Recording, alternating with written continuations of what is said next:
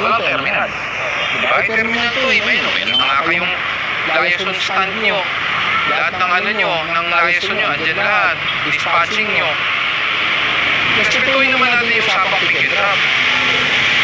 Ayusin nyo ang pick and drop. Wala akong makikita ng terminal dito. Ang haba ng tao na pumipila. Tapos yung traffic na kinukos yung intersection.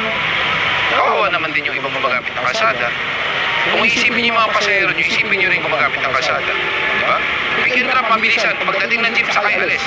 Hindi yung may pila-pila at maghihintaya kayo. Sige, wala terminal ha. Sige, thank you.